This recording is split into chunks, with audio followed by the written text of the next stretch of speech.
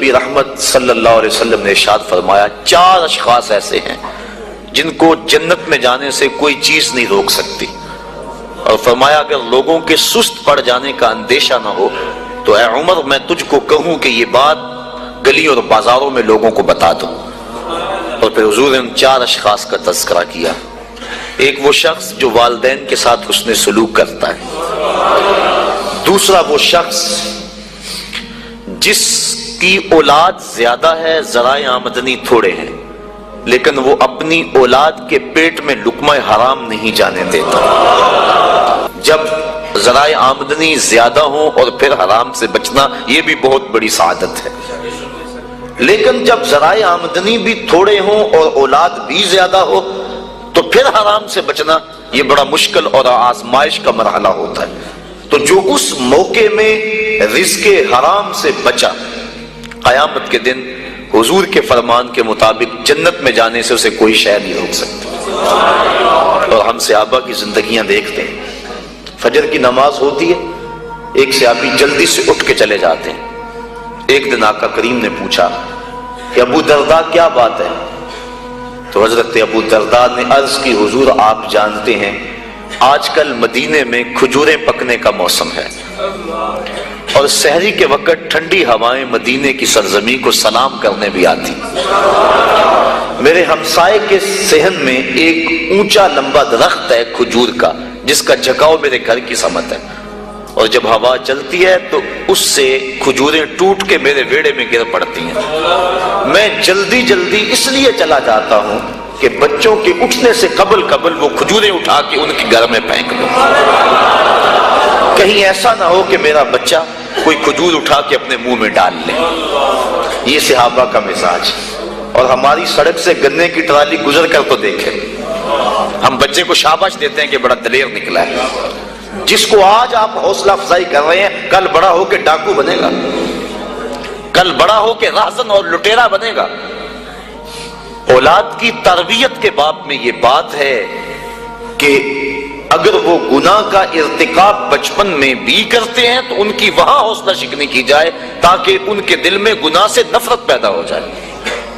تو حضرت ابو درداء نے عرض کی حضور میں اس لیے جلدی چلا جاتا ہوں کہ ہمسائے کے گھر سے جو کھجور کا درخت ہماری سمت جھکا ہوا ہے اس کی کھجوریں جو گرتی ہیں میں ان کو اٹھا کے ان کے صحن میں پھینک دوں تاکہ کہ میرا بچہ وہ کھجور اپنے اندر نہ لے لے۔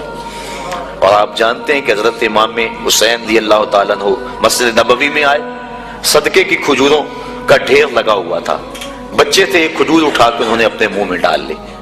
تو آقا کریم صلی اللہ علیہ وسلم تیزی سے آگے بڑھے اور ان کے حلق میں انگلی ڈال کر حضور نے کہا کہ اس کو نکالو باہر، اور اندر سے کھجور باہر نکلوا دی۔ میں اور آپ اپنے رزق پر کہ جس نے ایسی سچی توبہ کی کہ دوبارہ گناہ کی طرف جانا اتنا مشکل ہے جس طرح تھن سے نکلا ہوا دودھ دوبارہ اندر نہیں جا سکتا۔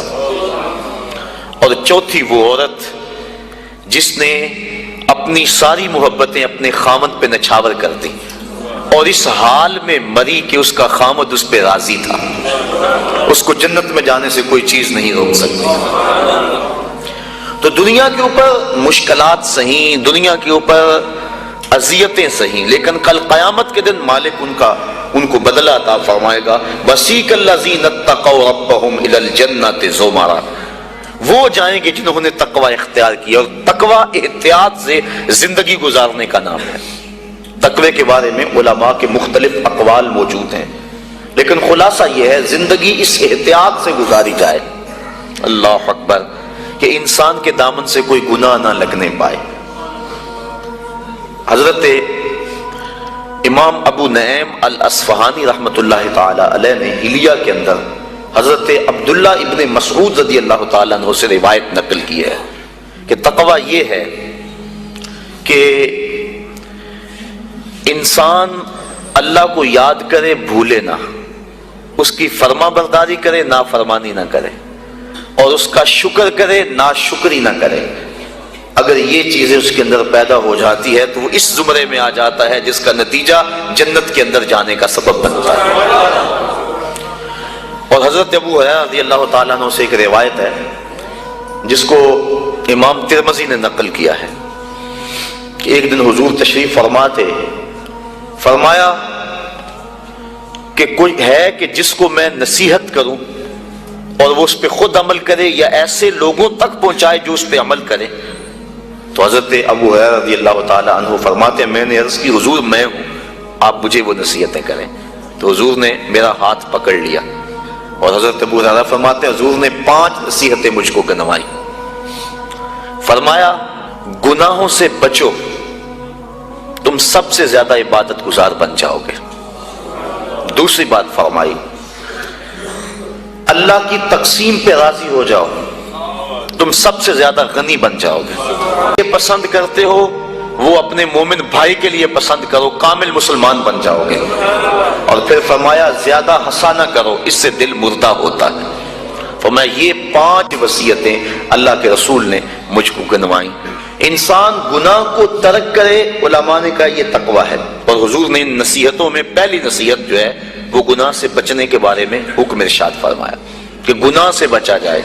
نیکی کرنی، اچھائی کرنی بہت بڑی دولت ہے، لیکن گناہ سے بچنا یہ اس سے بڑی سعادت ہے، کیونکہ گناہ کرنے سے اللہ ناراض ہو جاتا ہے، اور تقویٰ اللہ کی ناراضگی سے بچنے کا نام ہے۔ تقوی کے بارے میں علماء کرام نے اور بھی روایات، مختلف اقوال بزرگوں کے بیان کیے ہیں کہ انہوں نے تقوی کی دولت اختیار کر کے اپنے آپ کو جنت کا حقدار بنایا اور اپنی زندگی کا ایک ایک لمحہ اللہ کی رضا کے لیے گزارا۔ آج ان کے لیے جنت کے دروازے کھلے ہوئے ہیں اور فرشتے ان کو سلام علیکم کہہ رہے ہیں اور ان کی سابقہ زندگی پر آفرین کر رہے ہیں کہ تم نے اچھی زندگی گزاری، کہ کفاف تھوڑا تھا، ذرائع آمدنی کم تھے، اولاد زیادہ تھی، جس منصب پہ تم بیٹھے تھے تم اپنے وسائل کو بڑھا سکتے تھے، لیکن اس میں آمیزش ہوتی حرام کی، لیکن روکھی سوکھی تم نے کھا لی، اور زندگی کی مشکل گھاٹیوں سے تم نے گزر کے یہاں تک اپنا پہنچاؤ کیا۔ آج اللہ کی رحمتیں بڑھ کے تمہارا استقبال کر رہی۔ یہ ہے بڑا مشکل کام آج کل بالخصوص، جبکہ دوڑ لگی ہوئی ہے، ہر شخص ایک دوسرے سے آگے بڑھنے کی خواہش کے اندر حلال حرام کی تمیز چھوڑے ہوئے ہیں، اور بات کسی سے کرو تو ہر کوئی یہ کہتا ہے جی کیا کریں، پیٹ کے لیے لگے ہوئے ہیں۔ پیٹ تو 2 روٹیاں صبح مانگتا ہے، 2 شام کو مانگتا ہے، 2 دوپہر کو مانگتا ہے۔ پیٹ کا اتنا لمبا چوڑا مطالبہ نہیں ہے، صرف ہم 2 دنی 4 کے چکر میں پڑے ہوئے ہیں۔ جو بندہ جہاں ہے وہاں وہ راضی نہیں ہے۔ اور اس حدیث کا جو دوسرا ٹکڑا ہے، حضور کی جو دوسری نصیحت، اس میں یہ فرمایا گیا اللہ کی تقسیم پہ راضی ہو جاؤ، سب سے بڑے غنی ہو جاؤ گے۔ غنا دل کی بے نیازی کا نام ہے، تو جتنی مرضی دولت اور پھر بھی طلب ہو تو پھر تو انسان اس طلب میں جل رہا ہے، اطمینان مل ہی نہیں رہا۔ لیکن کفاف تھوڑا ہے، ذرائع آمدنی تھوڑے ہیں، اس سوکھی روٹی پر بھی صبر ہے، قناعت ہے، تو جو لطف اس دسترخوان پہ بیٹھ کر کھانے کا ہے وہ 5 سٹار ہوٹلوں میں کھانے کا بھی نہیں ہے۔ تو یہ حضور کا جملہ کتنا خوبصورت ہے، اور اگر نہیں ہم اللہ کی تقسیم پہ راضی ہوں گے تو کیا کریں گے؟ حدیث میں آتا ہے جب بچہ شکم مادر میں 120 دن کا ہوتا ہے تو فرشتہ آ کے 4 چیزیں لکھ جاتا ہے، ان میں سے ایک چیز اس کا رزق ہے کہ ساری زندگی میں اس کو کتنا رزق ملے گا۔ اب جتنا لکھا گیا